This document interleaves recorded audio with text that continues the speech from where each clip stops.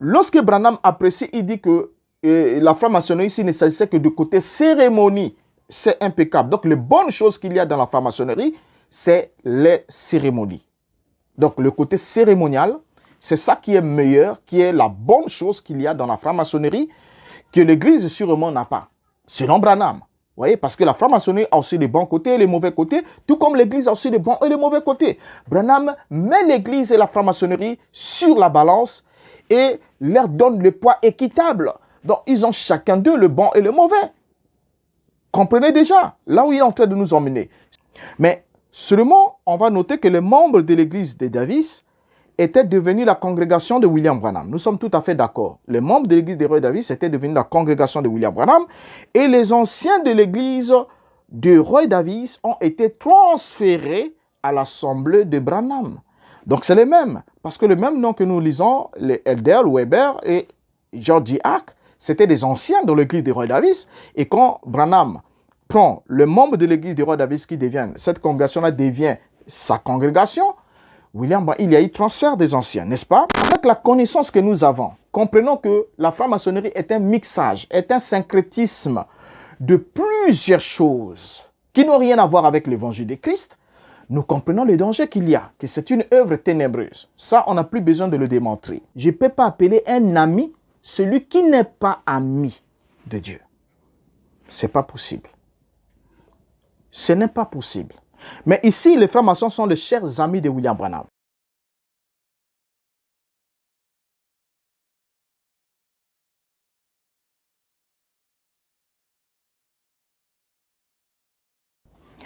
Alors, rappelons que les mythes et récits des francs-maçons mettent l'accent sur la nécessité actuelle, la nécessité de rouvrir le chantier de la tour de Babel et d'en faire le symbole de l'harmonie retrouvée entre les hommes. Alors, la perte de sens, la parole perdue, l'impossibilité de communiquer, donc d'échanger et de transmettre son savoir, voilà ce qui les hantise, les francs-maçons. Alors, selon la légende d'Hiram, les quêtes mythiques de l'Égypte et en Chine, les vestiges de l'art royal, mais aussi l'archéologie des mémoires maçonniques à laquelle se livrent les francs-maçons antiquaires de la Grande Loge de Londres dès le premier décennie du siècle attestent que les francs-maçons veulent réouvrir le chantier de Babel et en faire le symbole de l'harmonie retrouvée entre les hommes. Pourquoi? Parce que selon eux, le temple du grand architecte de l'univers, c'est Babel. Mais Babel redressé, alors que l'hybris des hommes avait précipité sa chute, divisé les ouvriers, désormais incapables de communiquer entre eux et de s'accorder, les ouvriers de l'art royal veulent en quelque sorte élever une nouvelle tour de Babel, une Babel Temples, dans la concorde, une Babel, temple de la concorde et de l'harmonie, où la communication entre les ouvriers serait restaurée par la pratique d'une véritable koiné, c'est-à-dire la langue des signes, et attouchement maçonnique, qui deviendrait alors pour eux le langage universel qui permettrait alors aux francs-maçons de se reconnaître comme des frères entre eux, par les signes et par ce langage-là. Alors, remarquez ensemble avec moi que ce rappel-là de principe n'est pas vain. Pourquoi? Parce que Branham va nous dire quelque chose en rapport avec la manière ou encore le langage des signes. Hein? Le langage des signes, l'attouchement ou encore le langage des signes qui devait être selon les maçons un langage universel qui permettrait à deux maçons de se reconnaître comme frères. Maintenant, qu'est-ce que Branham nous dit? Dans la prédication à la foi d'Abraham, prêchée le 24 avril 59, le paragraphe 68, Branham dit ce qui suit. Vous savez, un franc-maçon reconnaît un autre quand il lui parle. Et différentes loges se reconnaissent par différents signes. Nous soulignons cela. Un franc-maçon reconnaît un autre quand il lui parle et différentes loges se reconnaissent par différents signes. Dans la prédication, un super signe prêché le 27 décembre 59, le paragraphe 16, Branham ajoute, on va de façon graduelle, Branham ajoute, à la loge franc-maçonne, ils ont des choses dont ils s'entretiennent. Les frères de la loge des francs-maçons, les frères de la loge des Odd Philor, les Allemands ont des choses dont ils s'entretiennent avec les Allemands au sujet de leur pays. Lorsqu'ils se rencontrent ici et que l'un d'eux vient d'arriver du pays, les Italiens ont des choses au sujet desquelles ils s'entretiennent. Voilà, c'est important qu'on souligne ces faits. C'est Branham qui nous dit que les francs-maçons ont des choses dont ils s'entretiennent. Les frères de la loge des francs-maçons, ils ont des choses dont ils s'entretiennent. OK? Donc, francs-maçons qui parlent à un franc-maçon, ils ont des choses dont ils s'entretiennent. Et il nous ajoute les Allemands. Il nous prend l'exemple. Les Odd, les frères de la loge des Odd Fellows. Les frères de la loge des Odd Fellows. Donc, les frères de la loge des Odd Fellows ont aussi des choses dont ils s'entretiennent. Les Allemands ont des choses dont ils s'entretiennent avec les Allemands. Donc, on comprend déjà. Donc, un Allemand a des choses à s'entretenir avec un autre Allemand. Lorsque l'un rentre du pays, l'autre s'entretient avec lui en rapport. Parce qu'ils ont des choses en commun. Ils sont Allemands. Et Branham continue, dit, lorsqu'ils se rencontrent et l'un d'entre eux arrive du pays, il dit, les Italiens ont des choses au sujet desquelles ils s'entretiennent. Donc, un Italien a des choses à s'entretenir avec un Italien.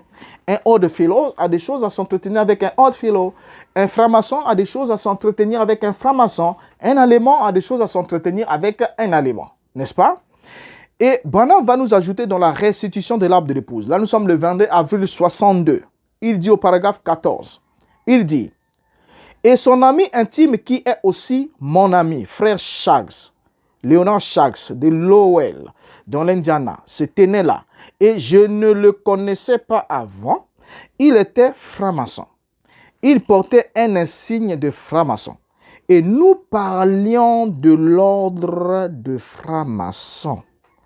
J'ai relis Branham, tout en soulignant ensemble avec vous que les francs-maçons ont des choses à s'entretenir avec des francs-maçons. Les Odd Fellows s'entretiennent avec les Odd Fellows. Ils ont des choses en commun. Les Allemands s'entretiennent avec les Allemands. Les Italiens s'entretiennent avec les Italiens. Et ici, William Branham, qui est un chrétien, voilà qui s'entretient avec un franc-maçon et ils sont en train de parler de quoi? Est-ce qu'ils parlent de l'évangile? Non, ils ne parlent pas de l'évangile, mais ils sont en train de parler de l'ordre maçonnique. Ils parlent de l'ordre des francs-maçons. Mais pourtant, c'est lui qui nous a dit plus haut, vous comprenez déjà mes frères, que les Allemands s'entretiennent avec les Allemands, les francs-maçons s'entretiennent avec les francs-maçons, les Odd Fellows s'entretiennent avec les Odd Fellows. Quand ils se rencontrent, ils ont des choses pour lesquelles ils s'entretiennent. Parce qu'effectivement, ils ont quelque chose en commun. Ils doivent en parler. Quand un Allemand vient du pays, il rencontre un autre Allemand, ils ont des choses sur lesquelles ils s'entretiennent. Lorsque les Italiens se rencontrent, ils ont des choses dans lesquelles ils s'entretiennent. OK? Maintenant, ici, Branham nous dit, et son ami intime qui est aussi mon ami, frère Shaggs, Leonard Shaggs de Lowell de l'Indiana, se tenait là. Et je ne le connaissais pas avant. Donc, le frère Shaggs en question est aussi, le frère Leonard Shaggs, c'est l'ami aussi de William Branham. Il dit, je ne le connaissais pas avant. Il était franc-maçon. Il portait un insigne de franc-maçon.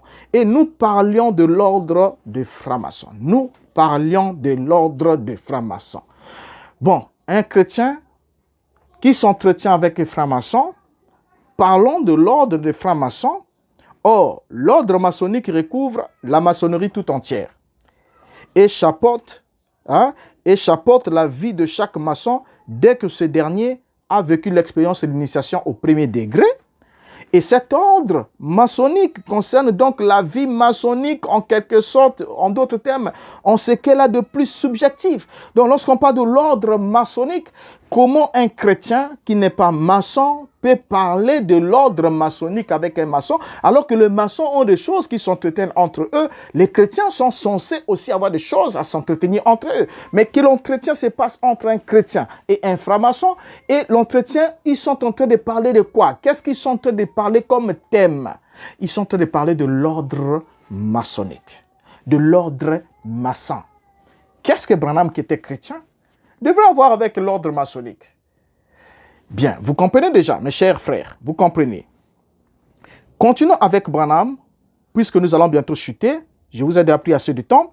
Dans la prédication, Be Not Afraid. It is. Prêché le 14 avril 1961, le paragraphe 49, Branham va dire ce qui suit.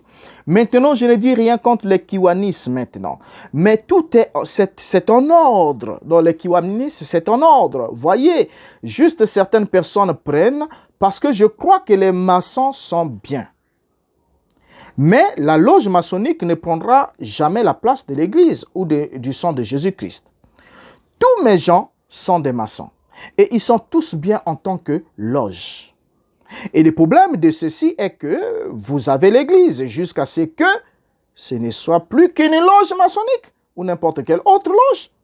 L'Église est la maison de Dieu où Christ vit et se manifeste lui-même parmi son peuple. Bien, qu'est-ce qu'on voit dans cette déclaration? Tous mes gens sont des maçons. Ils sont tous bien en tant que loge. All my people are masons. Or, le terme people en anglais a plusieurs synonymes, n'est-ce pas? Ça ne veut pas forcément dire les gens, ou les personnes, ou la famille, ou le peuple, ou quoi que ce soit, mais ça peut aussi signifier le proche ou les collaborateurs, parce qu'on a le terme kind. Donc, ça peut aussi signifier le proche ou le collaborateur. Donc, quand William Branham parle ici, tous mes collaborateurs sont des maçons. Oui, all my people are masons. Mais c'est de quels gens il parle? Ils sont tous des maçons et il dit ils sont bien. Il dit tous mes gens sont des maçons et ils sont tous bien en tant que loge. C'est sorti de la bouche d'un prophète, prétendument chrétien, n'est-ce pas? Alors, le 11 juin 61, parce que là, il a parlé, nous sommes le 14 avril 61, tous ces gens sont des maçons, il a dit, les gens l'ont entendu les dire.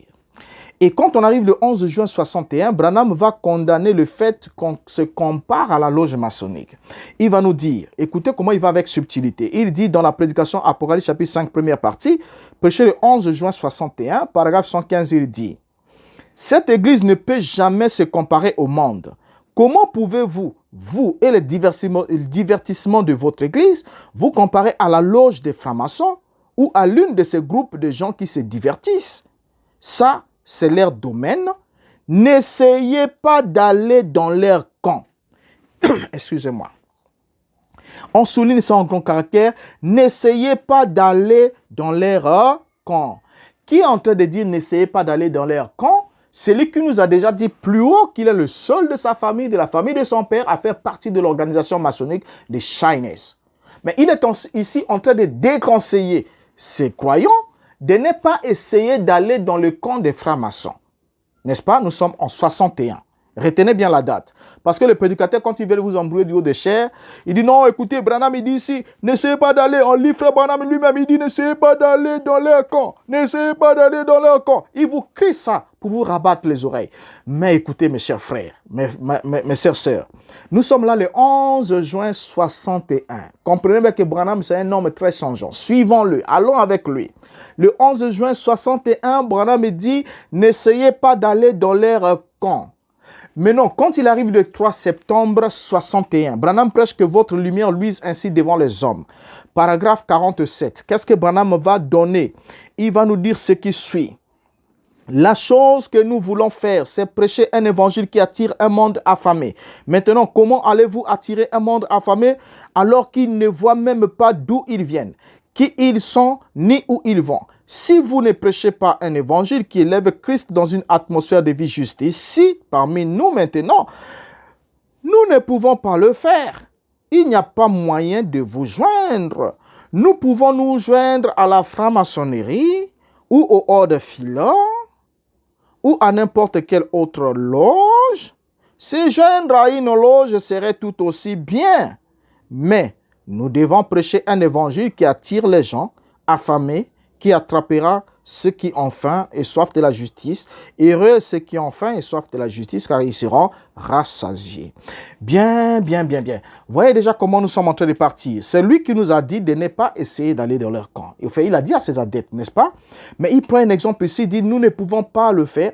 Il dit, il n'y a pas moyen pour nous de nous joindre, c'est-à-dire à l'église véritable. Il dit, nous pouvons nous joindre à la franc-maçonnerie. Nous, c'est-à-dire pas, il ne dit pas vous, nous, c'est-à-dire lui aussi inclus, n'est-ce pas? Parce que n'oubliez pas que c'est Branham qui parle. Et il parlait toujours sous inspiration. Il a dit chaque mot que je prononce est inspiré. Je ne dis rien à moins que cela soit inspiré. Donc, comme Branham dit nous, il s'inclut lui-même aussi dans cette masse, n'est-ce pas? Nous pouvons nous joindre à la franc-maçonnerie ou au Order Philor ou à n'importe quelle autre loge. Se joindre à une loge serait tout aussi bien. Bon, c'est bon, n'est-ce pas? Est-ce que ça va, ça passe? Se joindre à une loge serait tout aussi bien. C'est déclaré par Branham et qui continue. Le mois suivant, lorsqu'il le dit, nous sommes, notez la date, nous sommes le 3 septembre 61. Maintenant, c'est le 15 octobre 61 que quelqu'un qui l'a entendu, qui l'a observé, qui a vu comment William Branham vivait, qui avait quelque chose à vouloir comprendre quel était le rapport qu'il y avait entre lui et les francs-maçons, et avec ce genre d'exemple qu'il prend, vous voyez, la personne va alors poser la question de notre sujet. Puis c'est là qu'on va terminer. Merci de votre patience. On va lui poser une question. Nous sommes le 15 octobre 61. Il fallait qu'il se détermine. Question et réponse à Jeffersonville en Indiana, le 15 octobre 61, question 162. La question que vous connaissez, peut-être ceux d'entre vous n'ont jamais connu ou peut-être on n'a jamais lu la question comme il se devrait. Écoutez la question que quelqu'un pose à William Branham. Quelqu'un qui a entendu Branham nous dire tout ce qu'on a lu plus haut. Et il va lui poser la question pour qu'il se détermine. Il va lui dire, frère Branham, est-ce mal, soulignons, est-ce mal d'appartenir à une loge après qu'on est devenu chrétien? Par exemple, celle de francs-maçons. Le paragraphe 182, c'est la réponse de Branham.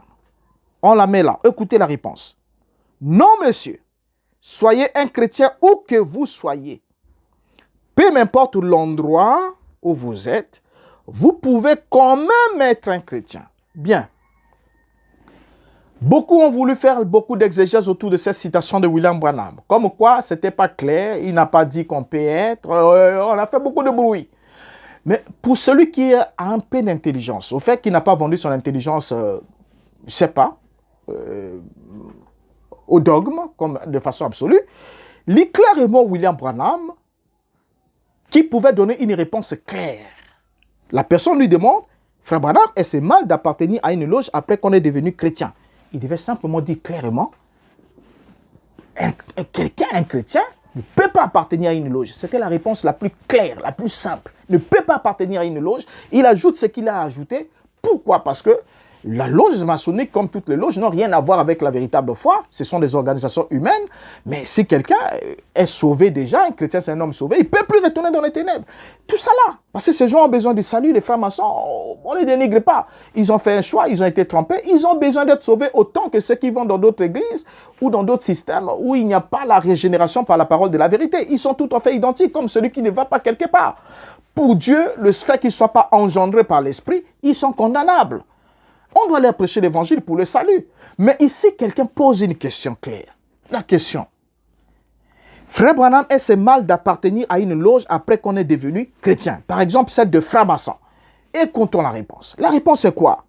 Non, monsieur, soyez un chrétien où que vous soyez, peu m'importe l'endroit où vous êtes, vous pouvez quand même être un chrétien. Peu m'importe l'endroit. Donc, quel que soit l'organisation maçonnique, ceci, cela, le fait que vous êtes un chrétien déjà, peu m'importe l'endroit où vous êtes, vous pouvez quand même être un chrétien. Est-ce qu'on peut être chrétien, demeurer chrétien ou avoir été chrétien dans la franc-maçonnerie? C'est la question que nous avons posée au sujet. Alors, quand Branham répond comme ça, Branham prêche clairement ici la tolérance maçonnique et la compatibilité entre cette dernière et le christianisme. Or, seuls les francs-maçons prétendent que la franc-maçonnerie et le christianisme sont compatibles. Oui, seuls les francs-maçons le disent. C'est un langage maçonnique. Seuls les francs-maçons disent qu'il n'y a pas de problème. Nous, on peut être maçon et aller à une église. Les francs-maçons le disent. Ils disent qu'il n'y a pas d'incompatibilité. Parce que chacun vient, il y a des loges déistes, chacun vient, il y a des livres sacrés où on prête serment, tout ça là. D'autres c'est sur la Bible, d'autres sur d'autres documents, d'autres croient en Dieu, d'autres ne croient pas, et ainsi de suite. Donc il y a beaucoup de choses. Seuls les francs-maçons prétendent que la franc-maçonnerie et le christianisme sont compatibles. Mais pour un véritable serviteur de Dieu, la franc-maçonnerie et le christianisme sont incompatibles. Il n'y a pas deux chemins à prendre. Ils sont incompatibles. Voyez, en prêtant le serment maçonnique, le maçon jure de respecter la maçonnerie et les enseignements maçonniques. Or, jurer de respecter le serment maçonnique, c'est un péché non biblique, c'est quelque chose qui n'est pas biblique, c'est un péché et ne devrait pas faire partie de la vie d'un chrétien. Pour les raisons suivantes. Rien que le fait qu'on le fait jurer, on fait jurer à la personne, au fait, ils font jurer à un chrétien par Dieu sur des doctrines que Dieu déclare fausses et pécheresses et anathèmes. On lui fait jurer. Or, lorsque le chrétien, quelqu'un est chrétien, pour qu'il devienne maçon, il passe par la cérémonie initiatique. Il rentre dans la loge. Mais comment est-ce qu'un chrétien peut devenir franc-maçon? Est-ce que c'est possible? Au fait, lorsque quelqu'un se dit qu'il est chrétien, ensuite il devient maçon, on comprend qu'il n'a jamais été chrétien. Il n'a jamais eu l'esprit de Christ. Et lorsque un homme, prétendument homme de Dieu, prétendument prophète avec l'esprit de Dieu, tolère qu'il y ait la transition entre le christianisme et la franc-maçonnerie, on comprend simplement. On comprend. Et c'est du coup ce qui a emmené certains à tomber dans le piège. Et d'autres prédicateurs que j'ai écoutés, même du message de Branham, qui affirmaient haut et fort, non, il n'y a pas d'incompatibilité. Branham l'a dit, on le croit. Oui, mais Branham l'a dit. Et si Branham l'a dit, il a juste prouvé qu'il n'a jamais été chrétien. Il a été franc-maçon, parce que ce langage est maçonnique. Seul le franc-maçon tolère que le maçon soit chrétien. Voilà, il tolère cela. Vous voyez? Ils n'interdisent pas par rapport à l'obédience. Mais un véritable enfant de Dieu, né de nouveau, régénéré par l'Esprit de Christ, ne peut pas tolérer que quelqu'un qui soit chrétien devienne alors un maçon, c'est-à-dire passe encore par la cérémonie initiatique maçonnique pour commencer la marche maçonnique. C'est pas évident, voyez.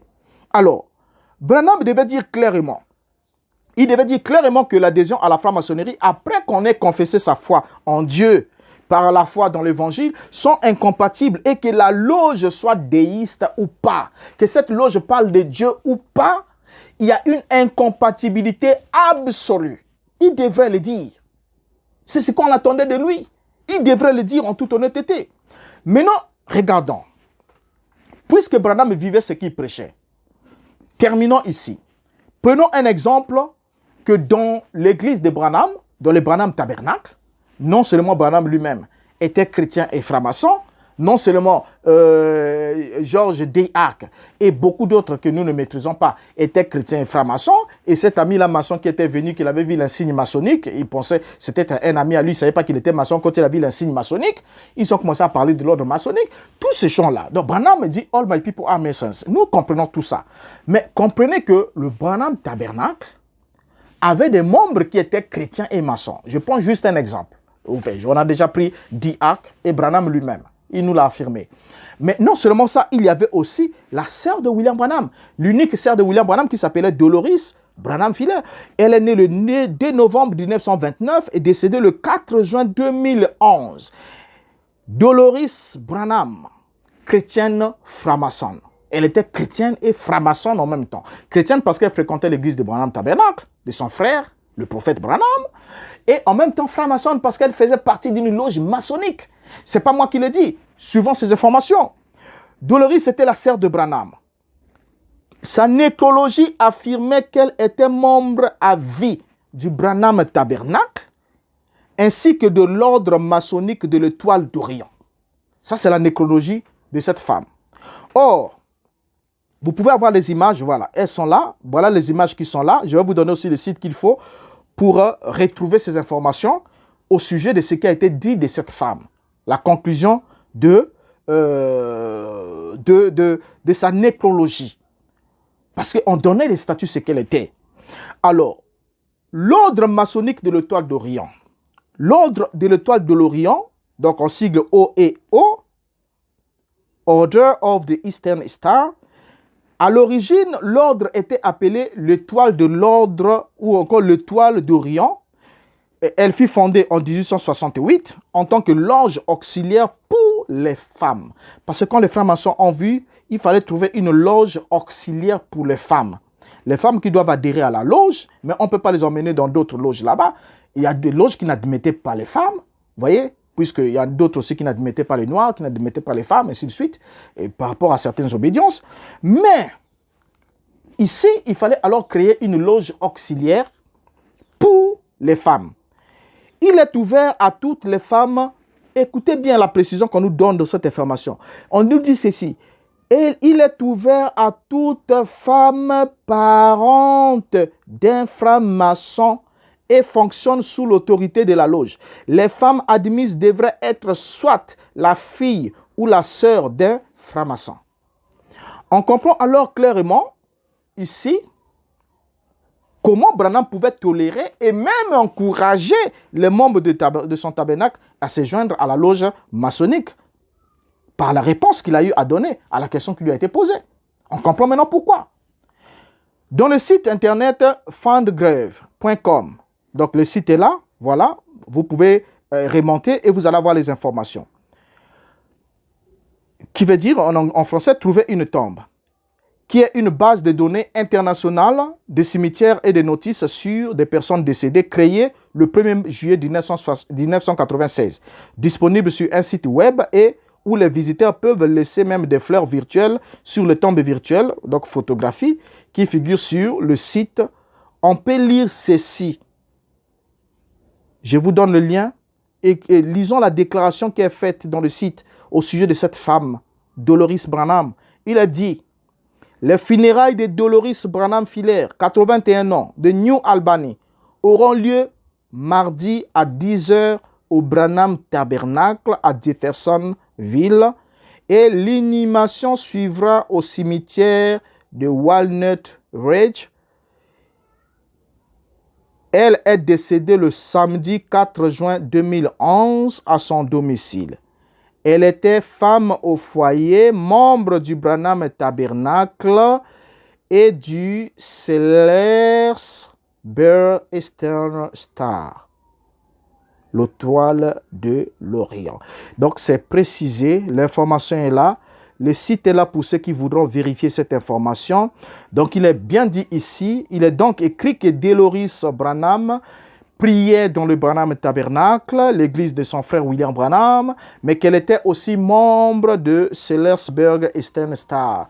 Et le site est là, l'information est là. Lorsque nous prenons l'ordre de l'étoile d'Orient, qui est un corps maçonnique annexe, comme on l'a dit, qui était créé, une loge auxiliaire qui était créée dans le but de rassembler, d'accepter aussi les femmes dans l'ordre. Mais ce qui nous intéresse davantage, c'est qu'on nous dit que les hommes doivent être, pour être admis, pour que les membres de l'ordre de l'étoile de l'Est sont âgés de 18 ans et plus, les hommes doivent être des maîtres maçons et les femmes doivent entretenir des relations spécifiques avec les maçons.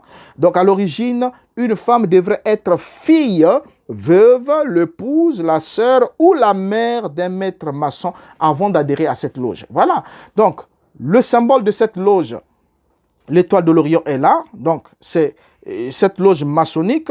Donc, une étoile renversée, une étoile à 5 branches qui est là, renversée, le même symbole que celui des satanistes. Et la phase la plus éloquente dans cette affaire, dans ce texte que nous venons de lire plus haut, c'est que à l'origine, une femme devait être fille, veuve, l'épouse ou la sœur ou la mère d'un franc-maçon. Or, si Dolores Branham était admise dans la loge maçonnique de l'étoile de l'Orient, pendant qu'elle était en même temps membre de Branham Tabernacle à vie, c'est parce qu'elle était effectivement la sœur d'un franc-maçon. Parce que son mari ne l'était pas. Son mari n'était pas franc-maçon. Elle était la sœur d'un frère maçon. Elle savait très bien cela, parce que pour être admis dans l'étoile d'Orient, il faut que vous ayez un frère qui soit maître maçon. Si vous avez un frère maçon, on vous accepte là-bas. Soit vous êtes la fille d'un maçon, soit la sœur d'un maçon, ou la veuve d'un maçon, pour qu'on vous accepte. Mais donc déjà ici, c'est clair. Alors on termine, ensuite avec vous. J'ai déjà pris assez de votre temps. Prenons un élément, puisque le signe parle. Regardons cette pyramide à 9 degrés gravée sur la porte principale de la maison de Branham dans sa maison de Tucson. Regardez bien l'image. Voilà, cette image que vous voyez là.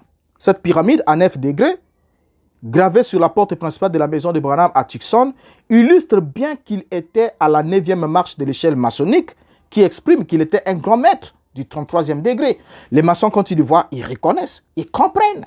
Mais c'est ceux qui sont le prétendu, les simili-chrétiens, qui font semblant de ne pas comprendre que Branham était pour lui un franc-maçon, puisqu'il tolère cela. Dans le message de Branham, la franc-maçonnerie et le message de Branham sont compatibles. Voilà, sont compatibles. Branham n'a jamais été contre la franc-maçonnerie. Il ne s'est jamais prononcé contre elle, mais il a jeté des fleurs, a fait des éloges et nous a affirmé être lié à la franc-maçonnerie, au Shiners. Vous voyez, l'organisation de Shiners qui n'admet que des maçons, les maîtres maçons. Il faut être d'abord maçon pour être admis chez les Shiners, mais Branham était Shiners. Il nous l'a dit. Vous voyez. Alors, observez bien la photographie qui est sur la porte. Observez l'aigle qui tient une épée entre ses serres. Donc, la pyramide est d'abord de 9 degrés. Ensuite, avec l'étoile qui est là, l'étoile occulte qui est là avec 6 branches. Et, comme vous observez, vous voyez que l'aigle tient une épée entre ses serres. Vous conviendrez avec moi que l'épée est une arme spirituelle. Vous voyez, une arme létale. Et que cet aigle ne la tient pas de manière à aller combattre. Parce que si l'aigle tenait l'épée pour aller combattre, l'aigle tenait l'épée à la manche. Mais cet aigle tient l'épée de manière à ce qu'elle puisse la tendre à quelqu'un. Parce que quand l'aigle tient, c'est pour tendre à quelqu'un. C'est quelqu'un qui doit attraper l'épée par la manche et aller au front. Bien, vous comprenez ensemble avec moi que une épée a été donnée à William Branham quand il était sur le mont Sabinon Canyon. Nous avons parlé déjà de cela dans le numéro Épée du Roi. Ceux qui ne l'ont pas encore suivi, c'est sur la même chaîne. Vous allez voir cela. Voir cette expérience de Branham. Alors, contre qui Branham devait-il se servir de l'épée qu'il a reçue? Parce que l'épée est une arme létale. Et il devait se servir contre qui? Christ a une épée qui sort de sa bouche, qui est la parole. La parole sort de la bouche, mais ce n'est pas une épée dans la main. Nous l'avons déjà démonté dans d'autres numéros. Alors, chers frères et sœurs, je termine en vous disant, ouvrez les yeux et voyez celui qui était celui que vous avez pris pour un prophète. Qui était-il? Et que le grand Elohim, le Créateur suprême, vous emmène à voir. Vraiment que Dieu vous aide à voir. S'il vous plaît, ne voyez pas Mbota qui parle. Ne voyez pas la personne de Mbota, ni tout ce qu'on vous dit au sujet de Mbota. Que les gens ne peuvent pas dire aussi en face de Mbota. Mais voyez ce que Branham lui-même dit. Et les faits qui sont exposés devant vous. Et tirez la bonne conclusion. Pourquoi mourrez-vous? Pourquoi périrez-vous? Pendant que vous avez la possibilité, non seulement de réfuter le mal, mais de résister, de vous y opposer, et même d'œuvrer contre ce mal qui a embrigadé beaucoup d'innocents et qui a perdu beaucoup des âmes. Parce que le message de William Branham, Branham lui-même, c'était un arbre mélangé, où il y avait le vrai, il y avait le faux. Il y avait les ténèbres, il y avait un peu de simulacres de lumière, mélangés aux ténèbres. Comme un peu de levain dans la pâte, fait monter toute la pâte. Vous voyez? Donc déjà ici, ceux qui sont alors animés par le moindre doute, au sujet même de la sculpture de l'aigle sur la pyramide de 9 degrés, gravée sur la porte de Branham, je vous laisse un lien ici, à moins qu'il les ait déjà supprimés. Voilà, le lien qui est là vous permettra de remonter, voir la maison de William Branham à Tucson et vous verrez exactement cette image sur la porte de Branham. On termine. Vraiment, cette fois-ci, nous terminons. On doit vraiment terminer. En tout cas, il y a encore des choses qu'il fallait qu'on dise. Il y a vraiment des choses qu'il fallait qu'on dise. Il y a vraiment des choses qu'il fallait qu'on dise. Mais on va quand même chuter. On va d'abord chuter. OK? D'abord, on doit noter que la spiritualité maçonnique est ésotérique. Le Dieu de l'évangile s'est révélé aux hommes par la Torah, par les prophètes, par le Christ. Et il a continué d'éclairer l'Église, il continue d'éclairer son Église par le Saint-Esprit. En revanche, la spiritualité maçonnique appelle à puiser à l'intérieur de soi une connaissance secrète transmise par initiation. Donc, l'autorité du franc-maçon n'est pas la Bible, comme ensemble des textes révélés par Dieu qui doit régir la marche d'un croyant, mais un savoir à découvrir par l'appropriation des rituels et des symboles qui peuvent être tirés de la Bible, édulcorés, mais comme simple outil. Ensuite, être franc-maçon situe une fraternité, vous situe dans une fraternité qui peut entrer en contradiction avec l'obéissance à la foi chrétienne, mais vous êtes obligé, déjà l'entrée, rien qu'en entrant dans la franc-maçonnerie, vous vous opposez déjà à la foi. Vous annulez votre témoignage de la foi en Christ. Voyez?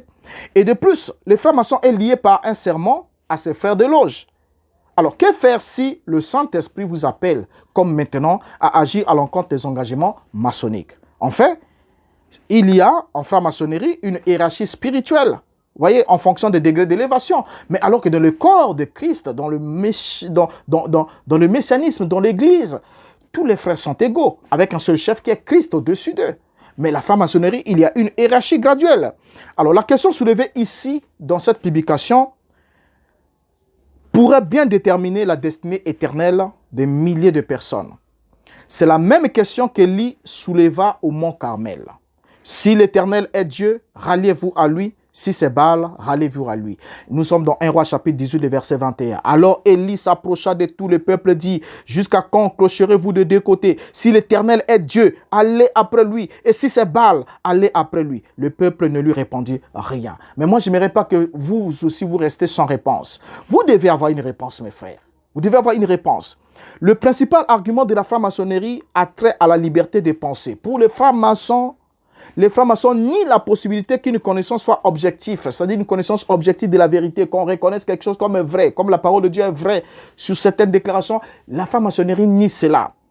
Donc on demande à un franc-maçon d'être un homme libre, qui ne connaît aucune soumission à un dogme ou à un principe ou à une vérité établie. C'est ça la franc-maçonnerie. Donc une liberté d'action, une liberté de conception, vous voyez.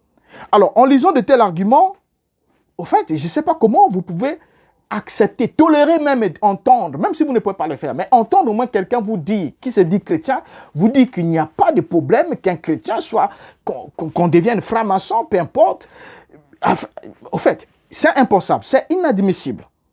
Dans le deuxième sceau, prêché le 19 mars 63, paragraphe 264, Branham va dire, bon, alors les dignitaires, les gens les mieux habillés et ceux qui sont instruits, vous savez, un peu comme si on vous met dans le même sac. Vous savez, on va en quelque sorte s'organiser et les groupes de pauvres, eh bien, s'ils veulent avancer en trébuchant, bon, d'accord, mais nous allons avoir une meilleure classe des gens qui fréquentent notre église. Et si seulement nous sortons juste maintenant, nous allons former un groupe de francs-maçons et ainsi de suite. Vous savez, nous allons juste mettre des choses au point ou des hors filons et comme les autres. Et ainsi donc. Non pas la loge hors philo, là, mais vous savez ce que je veux dire. Alors cela paraît étrange pour le véritable croyant. Oui, n'est-ce pas? On a souligné. Cela paraît étrange pour le véritable croyant qu'un prophète prenne ce genre d'exemple. Ça paraît étrange. Au fait, ça ne paraît pas étrange. C'est vraiment étrange. Ça ne paraît pas. Ça paraît même qui dit que cela paraît étrange pour le véritable croyant. Non, ça ne paraît pas étrange. C'est vraiment étrange. Mais nous, on comprend. Et dans le 5e sceau prêché le 22 mars 63, paragraphe 143, Branham ajoute, vous les francs-maçons, j'aimerais attirer votre attention. Vous vous souvenez du signe de la croix? Eh bien, vous savez de quoi je parle. C'est Branham. Les maçons et les maçons sont chrétiens des choses qui les concernent. Qu'est-ce que Branham voulait? Il dit, vous savez de quoi je parle. De quoi je parle. Donc les francs-maçons savent de quoi Branham parle. N'est-ce pas? Ils savent de quoi Branham parle. Donc si les francs-maçons savent de quoi Branham parle, les Allemands sont chrétiens avec les Allemands, des choses qui les concernent. Les francs-maçons sont chrétiens avec les francs-maçons, des choses qui les concernent. Ils ont un langage. Et quand Branham s'adresse aux maçons, il leur dit qu'ils savent de quoi ils parlent seuls. Pas un aveugle, hein? Je dis seul un sourd qui entend Branham le dire. Seul quelqu'un qui n'a pas des oreilles et un cœur pour comprendre, qui entend Branham faire cette déclaration, peut dire non, Branham n'était pas franc-maçon, il était un prophète. Seul. Et on termine. Branham meurt le 24 décembre 1965, à la suite de l'accident de circulation. Ok? Comme tout être humain, il doit être enterré. Mais lesquels l'ont enterré? Et sous quel symbole? Regardez. Voilà. Là, à droite, vous avez le logo des Odd Fellows, la loge dans laquelle appartenait George D. Hack, l'ancien de Roy Davis, qui était co-ancien avec Branham, et qui était fondateur de l'église de Branham, cofondateur avec Branham de son église récupérée chez Roy Davis. George D. Ark, franc-maçon Odd Fellow. Et là, Branham est enterré. Regardez la similitude entre le logo de Odd Fellow et la tombe de William Branham. Vous avez là les livres, le volume sacré, sur l'emblème de Odd Fellow. Vous avez de l'autre côté, qui est remplacé similairement par la Bible ouverte. L'autre côté, c'est le volume sacré. Et vous avez l'architecture pyramidale. Vous avez au sommet l'aigle. Vous voyez, de l'autre côté, vous avez l'aigle. Et chez les Odd Fellow, vous avez quoi? Qu'est-ce qu'on voit chez les Odd Fellow? On voit effectivement le même symbole. Donc, nous avons l'œil. L'œil qui est là, avec ses armes. Vous voyez? Or, l'œil symbolise toujours l'aigle. L'œil symbolise la même chose parce que l'aigle peut être symbolisé par l'œil, comme le dieu Horus peut être symbolisé par un faucon ou un aigle, peut être symbolisé par la tête d'un aigle ou peut être symbolisé par l'œil, juste l'œil. Donc, vous voyez, regardez la similitude qu'il y a entre ces deux éléments. Alors, si Branham a vécu comme il a vécu, nous a dit ce qu'il a dit, il a été enterré comme il a été enterré, nous comprenons. Nous comprenons que lorsque Branham dit qu'il n'y a pas de problème pour qu'un chrétien devienne franc-maçon, nous comprenons. Alors, je vous dis au revoir. Merci d'avoir été patient parce que j'ai pris assez de votre temps. Merci en tout cas. Ouvrez les yeux si vos yeux sont encore fermés. Ne laissez personne vous duper. Et nous allons encore apporter d'autres numéros pour montrer l'importation des enseignements maçonniques dans le message de William Branham. Et vous serez vraiment surpris. Alors, je vous prends congé pour ce numéro et vous dis au revoir. À la prochaine. Merci. Que le Seigneur affranchisse ceux qui sont encore sous l'emprise de cet enseignement satanique, du message de William Branham, et qu'il vous aide à prendre la bonne décision. Cette décision qui s'impose pour le salut de votre âme et pour votre propre bien et le bien du royaume et la gloire de notre Seigneur. Au revoir et merci.